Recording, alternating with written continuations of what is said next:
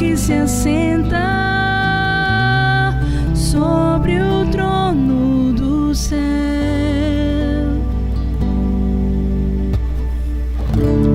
Digno é o Cordeiro que foi morto, santo, santo Ele é. Um novo cântico ao que se assenta sobre o trono do céu.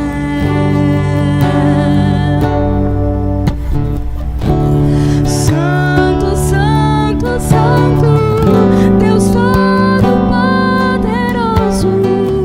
quem era e há de vir. Com a criação eu canto louvores ao Rei dos Reis. És tudo para mim e eu te adorarei.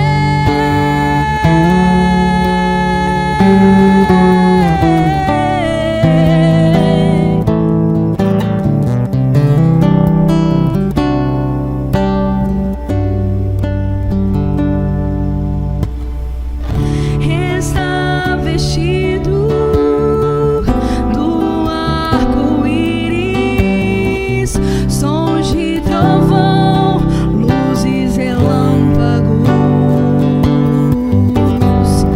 louvores, honra e glória, força e poder para sempre, ao único Rei eternamente. Santo, santo, santo, Deus Todo-Poderoso, quem era e há de vir. Com a criação eu canto louvores ao Rei dos Reis. És tudo para mim e eu te adorarei.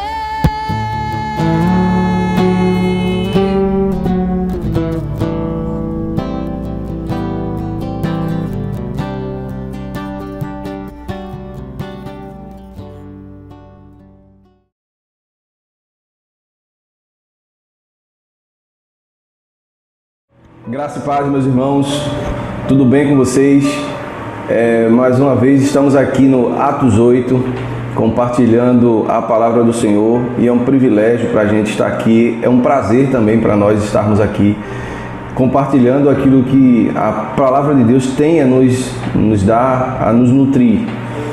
Nós estamos nesse momento em Gênesis 49, e eu aconselho vocês que ainda não fizeram essa leitura, esse estudo de todos os outros capítulos, que assim o faça, para que a gente possa entender passo a passo o que a Bíblia tem a nos instruir com a vida dos patriarcas, com a vida de todos aqueles que faz esse enredo bíblico.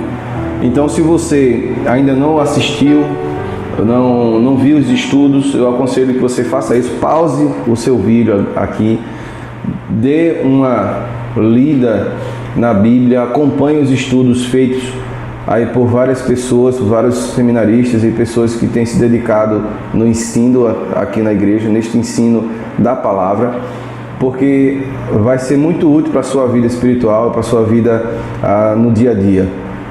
E nós nesse momento queremos pedir a você que ore ao Senhor, queremos pedir a você que possa estar meditando nessa palavra que é viva e que traz restauração. Eu queria orar com você nesse momento, apresentando a Deus todo esse estudo, apresentando a Deus a tua vida, que será impactada com a palavra de Deus. E é por isso que nós estamos aqui fazendo o que nós fazemos, tendo como esse objetivo toda a Bíblia, até Apocalipse. E nosso intuito é que você e eu possamos crescer na palavra, possamos crescer no ensinamento. Então vamos orar. Senhor Deus, nosso Pai, louvado e exaltado seja Teu nome. Queremos, ó Deus, Te agradecer pelo privilégio que nós temos de estarmos juntos, compartilhando a Tua palavra, lendo as Escrituras. Sabemos que somos muito, ó Pai, negligentes à Tua palavra, e por isso te pedimos perdão e te pedimos, ó Pai, com a ajuda do Teu Santo Espírito, que o Senhor venha nos dar a cada dia essa vontade, essa sede, essa fome por estarmos compartilhando e aprendendo a Tua palavra. Tem misericórdia de nós, tem misericórdia de mim nesse momento e faz com que a Tua palavra salte aos olhos daqueles que estarão ouvindo, Senhor Deus, assistindo esse capítulo de Atos 8 e que possamos ser luz através das Tuas Escrituras, através da Tua palavra que é viva. Assim nós te oramos em nome de Jesus. Amém. Gente, interessante nesse capítulo 49 que há um resumo, né, das bênçãos aí de Jacó, e ele fala para cada filho dele. E eu vou tentar ser o mais breve possível, porque existem muitos elementos de cada uma dessas tribos, das 12 tribos, que se fala nesse capítulo 49, né? Até próximo à morte ali de Jacó. Mas eu queria pontuar com vocês, primeiro, as divisões. Existe essa divisão nesse texto, em Gênesis 49, ele vai dividir toda essa narrativa. Se você abrir sua Bíblia, você vai ver isso aí. Começa primeiro falando sobre as bênçãos, sobre os filhos de Lia, né? A gente pode perceber que é bem dividido quando Jacó começa a fazer as suas instruções e as suas bênçãos, derramando assim as suas bênçãos para com seus filhos. Em seguida vai ter as bênçãos sobre os filhos das servas de Jacó. Em seguida a gente vai perceber também, da mesma forma como foi feita a primeira e a segunda, as bênçãos sobre as filhas de Raquel, né, sobre os filhos de Raquel no caso. E por último a gente vai ter também a morte, né, a menção ali, as últimas instruções de Jacó, que próximo à sua morte, né? A gente também vai ver isso. Então esse texto 49 ele vai ser dividido nessas 4 partes, e eu vou tentar fazê-las da melhor forma possível e do entendimento mais próximo nosso, para que a gente possa degustar isso, criar uma curiosidade e se aprofundar mais nos ensinos bíblicos. E a gente vai lendo cada versículo e vai comentando sucintamente, bem breve, o que isso quer dizer. A gente faz um fechamento de tudo isso, para que o entendimento possa ser concluído, né, e possa ter o seu objetivo alcançado.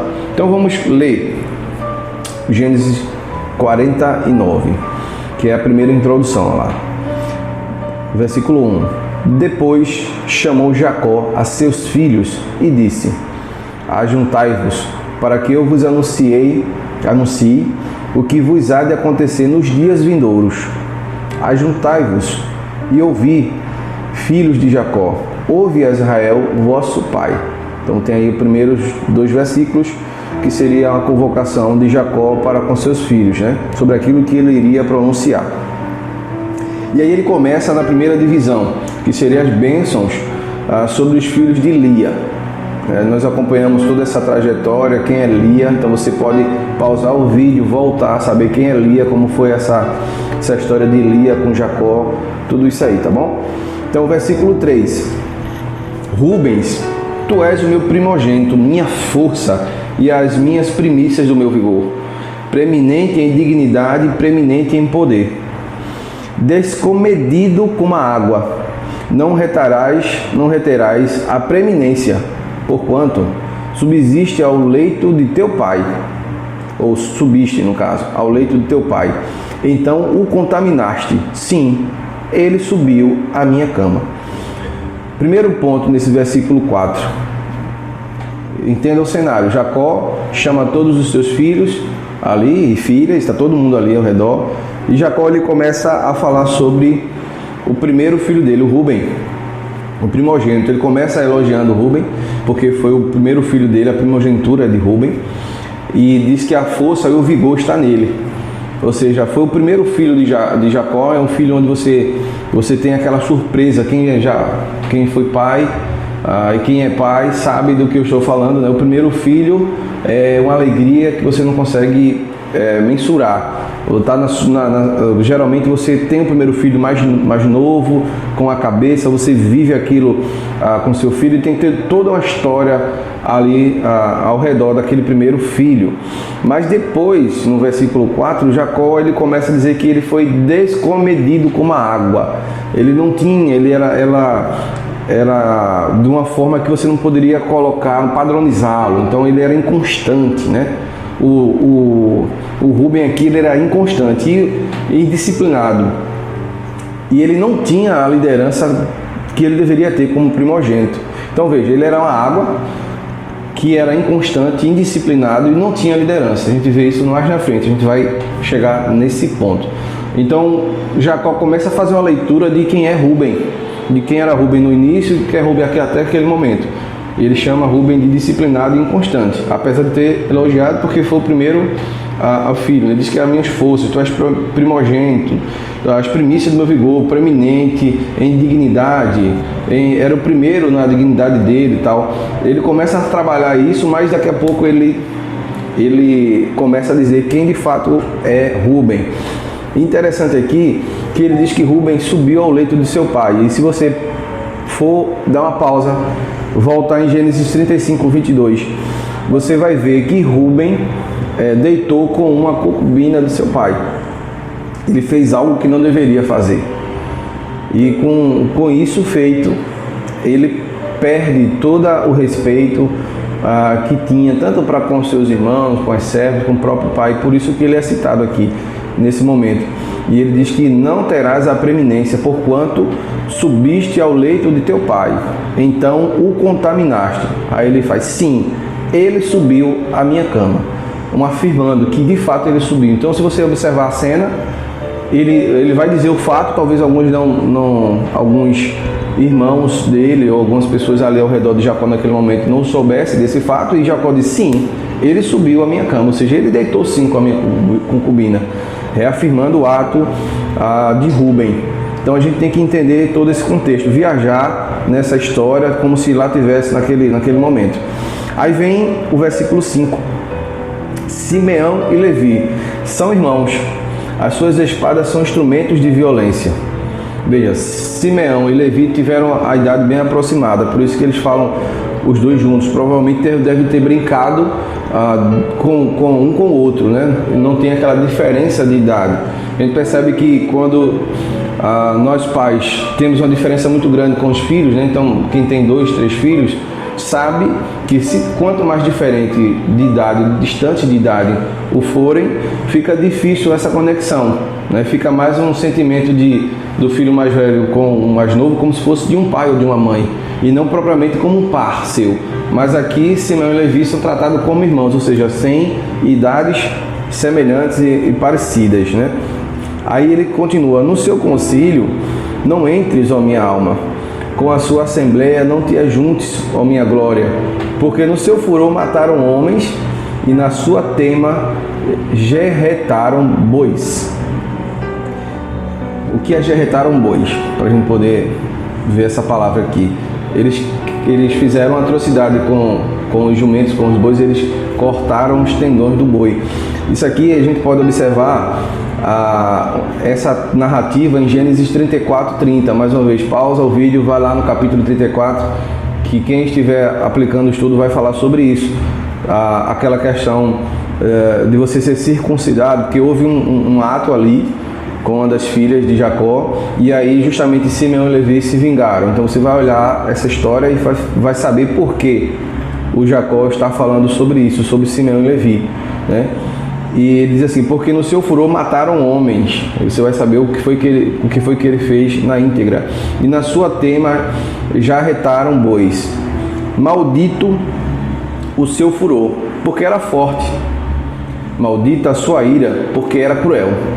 Dividi-los-ei em Jacó e os espalharei em Israel. Percebam, duas pessoas, Jacó e Israel. Então o que é que esse primeiro texto aqui do versículo 7 ele tem a nos mostrar? Primeiro ele diz que os irmãos são cúmplices de um massacre que aconteceu em Siquém. e também, provavelmente, na venda de José, ou seja, tudo que eles faziam, eles eram cúmplices um do outro. E aí Jacó diz que se faz necessário separá-los. Então, a gente vê na narrativa bíblica daí para frente que a tribo de Simeão, ela não foi citada na bênção de Moisés, citado lá em Deuteronômio 33:8. A gente ainda vai dar esse estudo, mas eles não foram citados lá. E já a tribo de Levi, ela ficou responsável pela liturgia do culto, né? Foram separadas, elas não receberam parte na herança de terreno, de terra, mas ela foi separada, a tribo, para trabalhos no templo. Então, Deus, ele, com a sua graça, abençoou a tribo de Levi, de tal forma que ele pôde ter esse tão sonhado, vamos assim dizer, privilégio de compartilhar aquilo que Deus tinha a fazer pelo povo por meio da tribo de Levi. Além de ser um privilégio, era uma responsabilidade muito grande, você se manter íntegro e puro para conversar diretamente com o próprio Deus. Então, pela graça de Deus, ele já havia se derramado lá na tribo de Levi, né? Apesar de o termo graça a gente só vê no Novo Testamento, mas a gente consegue perceber a graça durante a narrativa bíblica como um todo. Então, a gente consegue perceber que Deus atuava da mesma forma durante os tempos. A leitura é diferente, mas ele já estava ali. Então, a gente percebe essa cumplicidade e aí essa necessidade de tirá-los, de separá-los, né? Em seguida, o versículo 8 fala sobre Judá. Judá, a ti te louvarão teus irmãos, a tua mão será sobre o pescoço de teus inimigos. Diante de ti se prostrarão os seus filhos, ou se prostrarão os filhos de teu pai. Judá é um leãozinho. Subiste depressa subiste da presa, meu filho. Ele se encurva e se deita como um leão e como uma leoa. Quem o despertará? A gente percebe que Judá, a gente tem alguns hinos falando sobre Judá, ou falando de Jesus na tribo de Judá, né? Ele é o leão da tribo de Judá, a gente tem um hino falando sobre isso, porque o rei Davi veio da tribo de Judá, né? Assim como Jesus é considerado o leão da tribo de Judá. Então, nesse texto aqui existem menções messiânicas, né? Aqui dentro desse texto, que existe uma dificuldade de interpretação em alguns teólogos sobre isso, devido à forma que foi escrita o texto. Então ficou meio que não fechado a ideia dessas menções messiânicas, mas a gente entende que aqui já fazia uma certa menção ao Jesus, o leão da tribo de Judá. E aqui também existe uma menção sobre fartura, né? A gente vai ver agora nesse texto mais à frente falar sobre fartura. Perceba, o cetro não se arredará de Judá, nem um bastão de autoridade dentre seus pés, até que venha aquele a quem pertence, e a ele obedecerão os povos. E começa esse texto meio duvidoso na questão teológica, né? Não duvidoso, mas se faz ou não menção à vinda do Messias já nesse texto aqui. Atando ele o seu jumentinho à vide, e os filhos da sua jumenta à videira seleta. Lava as suas roupas em vinho, e as suas vestiduras em sangue de uvas. Os olhos serão escurecidos pelo vinho, e os dentes brancos de leite. À primeira vista, a gente não entende nada do que o texto está falando aqui.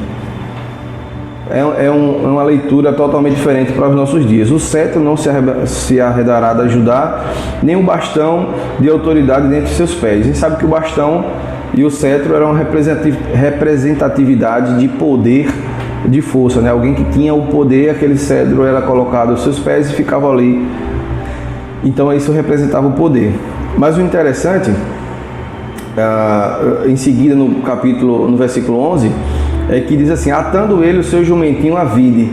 Ora, parece até um texto meio que sacado, mas o que está dando ideia aqui, que é justamente do tempo da fartura, é que nenhum agricultor na época não ia pegar um jumento e colocá-lo perto de uma videira, porque a videira, a gente sabe muito bem da importância dessa planta, né, dessa árvore, no contexto de alimentação, de tudo. A gente vê falando sobre videira praticamente boa parte da Bíblia. Então não era sensato alguém colocar um jumento próximo à videira, porque o jumento iria comer a videira. ou seja, ia estragar o alimento, ia ter alimento. Mas aqui o que o texto quer mostrar é que haverá um tempo de fartura, que a gente poderá arrumar, no caso aqui, né, o texto fala que se poderá colocar um jumento amarrado a uma videira, ou seja, a fartura era tamanha que existe essa possibilidade aqui, ó, atando ele o seu jumentinho à vide, ou seja, a fartura existe, e o filho da sua jumenta a videira, ou seja, a fartura em abundância, tudo em abundância. Leva as suas roupas em vinho, lava as suas roupas em vinho e a sua vestidura em sangue de uvas. E aqui nessa parte que fala sobre sangue, sobre uvas, sobre vestiduras, ela faz um ponto, né? Ela faz uma menção aqui a Isaías 63, de 1 a 6. Veja, a gente está em Gênesis e a Bíblia aponta para Isaías 63, de 1 a 6, que vai falar provavelmente também sobre o Messias, a vinda desse Messias. E há uma sugestão aqui feita a Isaías, uma sugestão heróica a Isaías. Então o que é que você pode fazer nesse momento? Pausa o vídeo, vai ler Isaías 63, de 1 a 6, que você vai ver que ele tem a ver com esse texto que nós estamos falando aqui em Gênesis 49. Veja que a Bíblia ela se liga, né? Nada é solto. Quando a Bíblia fala algum texto, provavelmente você vai vê-lo, alguma citação desse texto ou do teu próprio texto sendo cumprido mais à frente. Então é importante a gente perceber cada detalhe do estudo bíblico, porque é isso que vai nos alimentar, isso que vai nos dar uma orientação quanto o que é que a Bíblia quer falar aos nossos corações, né? Entendendo isso. Vamos para frente. Versículo 13. Zebulon habitará no litoral, será ele ancorado de navios, e o seu termo estender-se-á até Sidom. Então Zebulon, na verdade, se tornou uma tribo de comerciantes portuários. Então Zebulon ele tinha uma característica de migração. A gente vai perceber que essa tribo depois ela sai da localidade onde ela estava e vai mais próximo do porto. Ele vive do comércio portuário. Então o Zebulon não era, a tribo Zebulon não era fixado aquela ideia de tribo juntinho, não. Ele era mais livre. Ele saía geograficamente dos pontos, buscando sempre o comércio. Então ele tinha essa tendência de comércio. E aí em seguida, no 14, que é Isacar, é jumento forte, deitado entre dois fardos. Viu ele que o descanso era bom e que a terra era agradável, sujeitou os seus ombros à carga e entregou-se ao serviço forçado de um escravo. Veja o que é que Jacó está falando aqui de seu filho. Está dizendo que ele é um jumento forte, deitado entre os fardos. Vigor, força. Mas o que é que acontece? Ele prefere permanecer em um local agradável. E ele diz aqui que viu ele que o descanso era bom. Ou seja, para quê? Mesmo com tanta força, para que eu trabalhar nesse sentido, né? Eu vou ficar aqui agradável, não vou me esforçar tanto. Tanto é que ela foi uma tribo que se torna subjugada durante um período. Então ele sugere isso, né? O Jacó falando que esse Isacar, a tribo de Isacar, tem essa característica de acomodação, mesmo sendo comparado a um jumento forte, mas ele prefere se acomodar.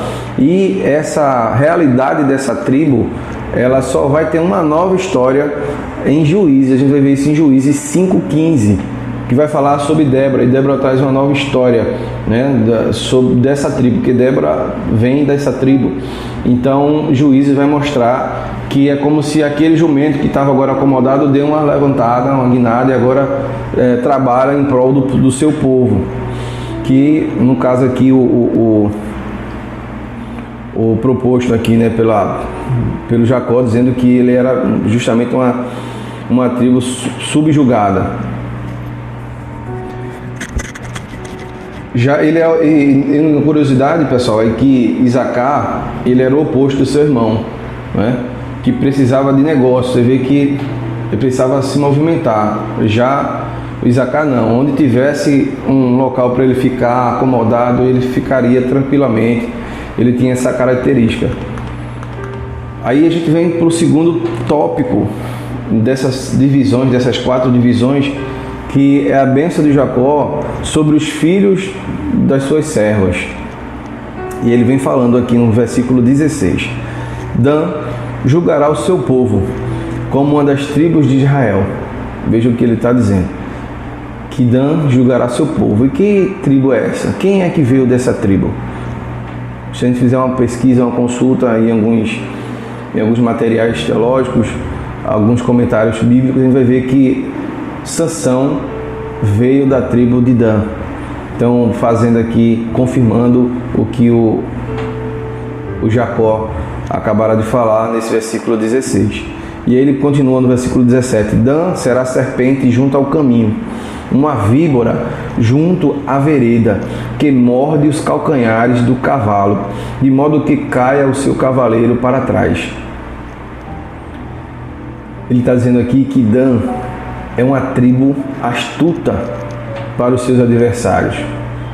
É uma tribo que estrategista, é uma tribo que consegue em batalha sair vitoriosa. Então ele está falando isso sobre a tribo de Dan. Se você pesquisar isso, fazer um estudo falando sobre a tribo de Dan, quem é a tribo de Dan, aqui não daria para falar tudo sobre Dan, mas aí você vai entender o que é que o Jacó estava falando.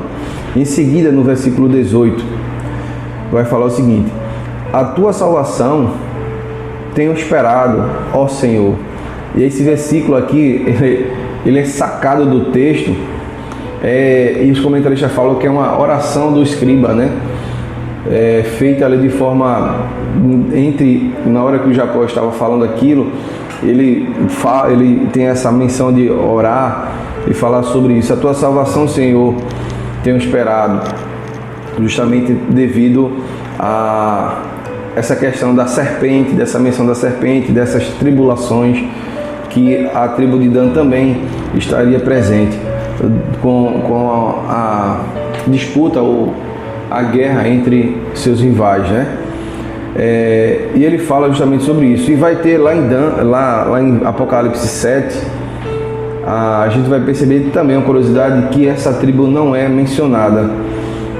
Provavelmente os teólogos falam que é justamente porque ele faz essa correlação com a serpente, da astúcia da serpente, né? E como eu falei, esse versículo que fica sacado dessa narrativa é como se fosse uma súplica do escriba, né, para salvar o povo dessa serpente aí. Então fica sacado esse texto 18. Quando você lê esse texto, pense nessa parte, uma oração dentro da narrativa de Jacó. E aí o versículo 19 fala assim: quanto a Gade, guerrilheiros o acometerão, mas ele, por sua vez, os acometerá. Então, o que é que ele está dizendo aqui, Jacó? Está dizendo que Gade, ele vai estar, o assentamento da tribo de Gade fica junto entre os amonitas e os moabitas. Então a gente percebe que, da narrativa bíblica, esses dois povos eram povos que sempre estavam em guerra com o povo de Israel. E quem era que estava próximo a esse povo? Gade. Então era sempre guerras com esse povo, mas uma tribo que não foi conquistada, era uma tribo muito forte e que não foram conquistadas. Então por isso que Jacó fala sobre isso.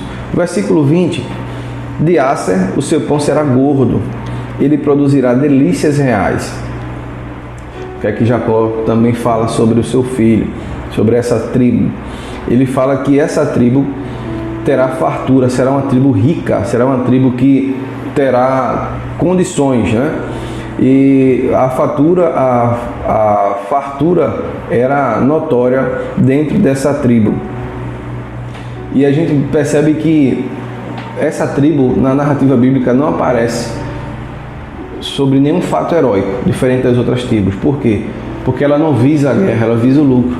Ela não visa a conquista, ela visa as recompensas materiais. Era uma tribo dedicada a essa construção material. Por isso que o Jacó, ele fala sobre essa tribo, né? E o último descendente dessa tribo, citada na Bíblia aqui, está em Deuteronômio 33, 25. E esse texto fala de Ana, uma mulher rica, cheia de vida, que fala vigorosa, mas ela tem uma idade avançada. Já é uma senhora, mas ela, por sua idade, ela é rica, ela tem vida, ela não aparenta ter aquela idade que ela tem. Então veja que tudo aquilo que Jacó tem falado sobre os filhos dele tem acontecido, né?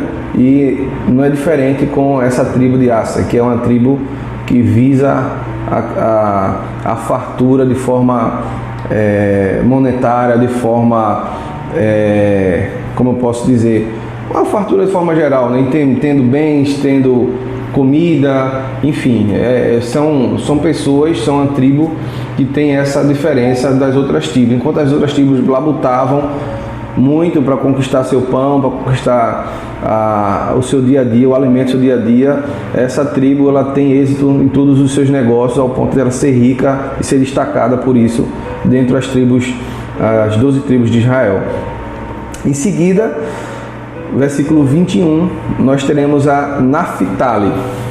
Então ela fala que Naftali é uma gazela solta. Ele profere palavras formosas. Ao passo que nós lemos assim de forma solta esse texto, a gente fica com uma gazela solta. O que é que Jacó estava tentando nos mostrar, né? Sobre uma gazela solta. Essa questão da gazela solta tem a ver com a forma desinibida dessa tribo de Naftali, né? Uma tribo que tem a ver com a forma de falar, a alegria de viver, a vitalidade que existe dentro dessa tribo, né? As palavras belas, talvez esse nome aqui sobre a gazela tem a ver justamente com isso, com o tipo de falas, porque se você pegar que animal é essa gazela, você vai ver que a gazela, onde passa, ela traz um sentimento de vida, de beleza em tudo que ela faz. Então ele faz essa comparação, essa tribo de Naftali, porque ela tem essas características de embelezar, de ser desinibida e de falar, de proferir palavras bem colocadas. Em seguida, meus irmãos, a gente vai dar andamento. Por isso eu avisei logo no início, né, comentei que iria falar algumas coisas particulares do texto, porque se nós formos trabalhar cada tribo de Israel, as 12 tribos, teríamos uma quantidade muito grande de horas para estudar cada um. Mas como eu falei também, pausa o vídeo, volta lá, estuda aquele tema para depois vir para esse capítulo 49. Estamos agora no versículo 22, que fala sobre as bênçãos sobre os filhos de Raquel. Quem é Raquel? Eu não vou responder para você, você vai pausar o vídeo, vai voltar e vai ver quem é Raquel. Qual é a relação de Raquel com Jacó. No 22 diz que José é um ramo frutífero junto a uma fonte. Seus raminhos se estendem sobre o muro. O que acontece? José recebeu por Jacó a primogenitura no lugar de Rúben. Rúben, a gente viu que logo no primeiro texto, quem era Rúben. E agora no versículo 22, José tem recebido essa primogenitura no lugar de Rúben. E também de Jacó, no caso de José, originou mais duas tribos, a tribo de Manassés e a tribo de Efraim, que também nos capítulos anteriores vai falar sobre isso. E ele fala, o Jacó fala muitas vezes que José é o protegido de Deus. Aí você vai dar uma olhada no versículo 23 e no versículo 24. Porque Deus escolheu José para poder libertar a Jacó, salvar Jacó, também salvar o povo egípcio, porque José foi uma fonte de abençoadora não só para o seu povo, mas para os outros povos que dependiam do Egito para sobreviver devido àquela forte a fome que assolava aquele momento. É interessante a gente perceber não só a pontualidade no povo bíblico, no povo de Israel, na família de Jacó, mas como um todo. Deus, quando Ele abençoa, pessoal, Ele não abençoa só a minha família. Você é fonte de bênção para os outros que estão ao seu redor. Então, quando Deus te abençoa, você provavelmente e naturalmente abençoará também os outros ao seu redor, seja ele quem for. E isso é a nossa característica quanto povo de Deus. Nós somos abençoados para abençoar. Então, a gente tem que pensar também nessa perspectiva. Versículo 23. Os flecheiros lhe deram a amargura e o flecharam e perseguiram. Mas o seu arco permaneceu firme e os seus braços foram fortalecidos pelas mãos do poderoso de Jacó, o pastor, o rochedo de Israel. Pelo Deus de teu pai, o qual te ajudará, e pelo teu Todo-Poderoso, o qual te abençoará, com bênçãos dos céus em cima, com bênçãos do abismo que jaz embaixo, com bênçãos dos céus e da mar, ou seja, bênção em todo lado. As bênçãos de teu pai excedem as bênçãos dos montes eternos, as coisas desejadas dos eternos outeiros. Sejam elas sobre a cabeça de José e sobre o alto da cabeça daquele que foi separado de seus irmãos. Veja que José, ele recebe essa primogenitura, ele recebe todas essas bênçãos que Jacó menciona aqui. Bênção sobre, na verdade, é uma bênção sob medida que Jacó está derramando aqui sobre a vida de José. E a gente vai ver que José realmente teve um papel importante nesse enredo bíblico. Em seguida, vai falar sobre Benjamim. Benjamim é lobo que despedaça. Pela manhã devora a presa e à tarde repartirá o despojo. Assim como o lobo, essa tribo é voraz. Esse comentário que a gente faz aqui é que essa tribo é voraz. Sempre essa tribo está em busca de nova presa. Sempre. E uma descendência dessa tribo é Saul.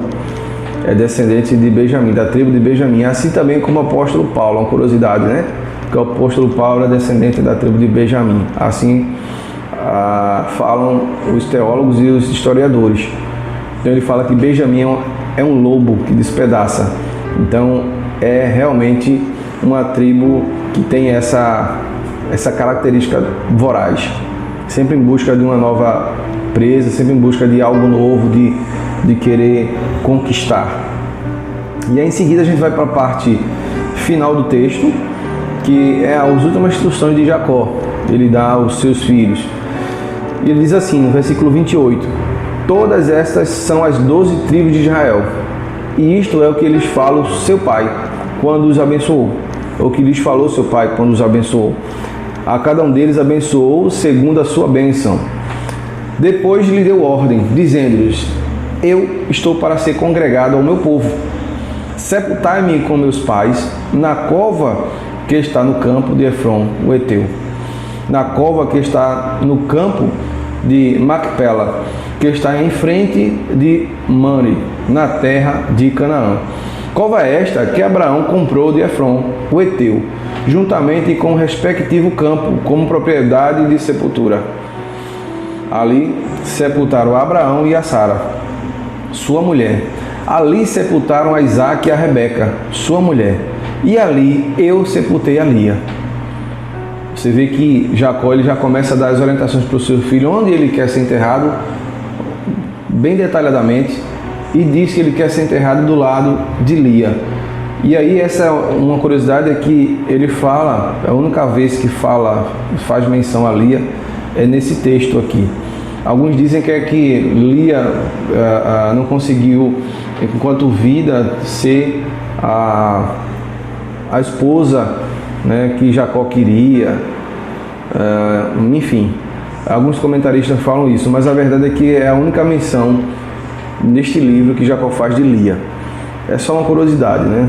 Mas o importante nesse texto, nessa narrativa, é entender as instruções que Jacó estava dando para o seu filho, né? Onde é que ele vai ser sepultado, a área que foi comprada justamente para jazigo da família e tudo mais. O campo e a cova que está nele foram comprados aos filhos de Et. Acabando Jacó de dar essas instruções a seus filhos, encolheu os seus pés na cama, expirou e foi congregado ao seu povo. No capítulo 50 vai falar mais precisamente sobre essa morte de Jacó. Mas o importante, meus irmãos, aqui o que é que eu trago de lição desse último trecho para nós é que Jacó, até o último suspiro, estava coordenando, estava liderando a sua família ao ponto de dar instruções específicas até sobre a sua morte.